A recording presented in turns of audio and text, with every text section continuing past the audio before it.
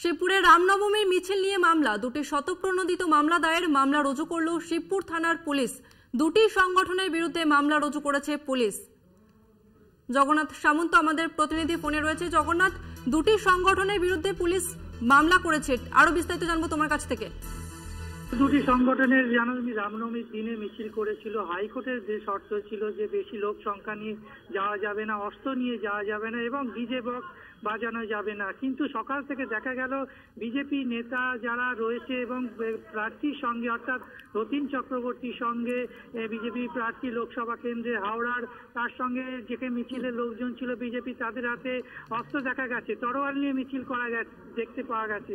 তাই জন্য শিবপুর থানা এবং চ্যাটার্জিহাট থানা দুটি থানা স্বতঃস্ফূর্তভাবে তারা কেস রুজু করলো এবং সেইটা নিয়ে তদন্ত চলছে। তাদের হাতে একাধিক ভিডিও ফুটেজ গেছে এবং ছবিও পেয়েছে। দেখা গেছে সকাল থেকে বিজেপি নেতারা এই যে সমস্ত রামনবমী মিছিল হয়েছে সকাল থেকে, সেই মিছিলে অস্ত্র হাতে দেখা গেছে। তাছাড়াও শিবপুর রামনবমী মিছিলে নিয়ে যে কেস হয়েছে, বিশ্ব হিন্দু পরিষদ এবং অঞ্জলি পুষ্প সেনা দুই সংগঠনের বিরুদ্ধে মামলা রুজু করা হয়েছে। কেননা তাদের যে উচ্চ আদালত যে শর্ত দিয়েছিল সেই শর্ত একদম মানেনি। প্রচুর লোক সংখ্যা নিয়ে যাওয়া হয়েছিল, ডিজে বক্স ব্যবহার করতে বন্ধ করে দিয়েছিল পুলিশ মাঝপথে, কিন্তু ডিজে বক্স ব্যবহার করা হয়েছিল। এবং তাছাড়াও বিজেপির তরফ থেকে অর্থাৎ রতিন চক্রবর্তীর মিছিল এবং অন্যান্য শিবপুরের যেসব মিছিল হয়েছিল রামনবমী নিয়ে, এইসব বিজেপির নেতা নেত্রী এবং কর্মীদের হাতে তরোয়াল দেখা গিয়েছিল, অস্ত্র দেখা গিয়েছিল। সেই জন্যই এটা স্বতঃস্ফূর্তভাবে মামলা করা হলো দুটি থানার তরফ থেকে।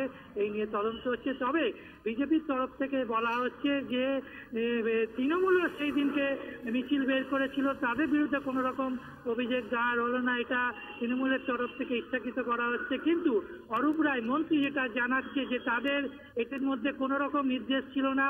পুলিশ অর্থাৎ আইনের ব্যবস্থা নিচ্ছে, তারা আইন কি করবে সেটা আইনের ব্যাপারে, তাদের কোনো এর ব্যাপারে কোনো নেই। সেই জন্য একে অপরের বিরুদ্ধে দোষারোপ চালালেই পুলিশ স্বতঃস্ফূর্তভাবে দুটি কেস রুজু করবে।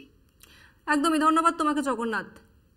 এই ঘটনা তৃণমূল বিজেপি উভয় পক্ষের তরফ থেকেই প্রতিক্রিয়া পাওয়া গেছে, শোনাবো আপনাদের।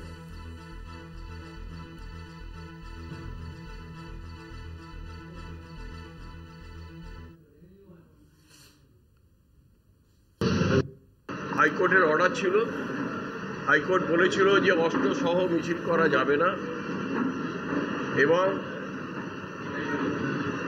কতগুলো সংখ্যায় বেঁধে দিয়েছিল, 200 লোক নিয়ে 200 লোকের বেশি নেওয়া যাবে না। এইগুলো ভায়োলেশন যেখানে হয়েছে সেখানে পুলিশ কেস করেছে। এটা সম্পূর্ণ পুলিশের ব্যাপার। পুলিশ আইনের শাসন রাখার জন্যে সবসময় তারা আইনানুগ ব্যবস্থা নিতে পারে, সে অধিকার তাদের আছে, সুতরাং সেই অনুযায়ী তারা কেস করেছে।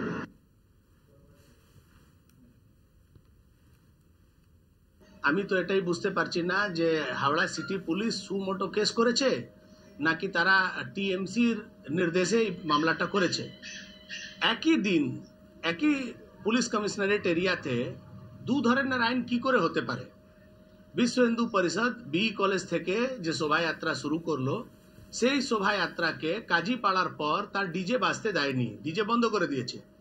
সেই থানা এলাকায় সেখান থেকে অঞ্জনী পুত্র সেনা যখন শোভাযাত্রা বের করে সে ডিজে বাজিয়ে নিয়ে গেছে।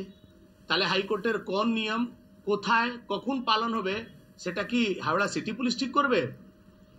হাওড়া শিবপুরে সকালবেলা একটা শোভাযাত্রাতে শস্ত্র পূজন করার জন্যে ইঙ্গিত স্বরূপ দুটা তলোয়ার নিয়ে শস্ত্র পূজন করার জন্য যাওয়ার পথে পুলিশ ছবি তুলে সুমোটো কেস করেছে।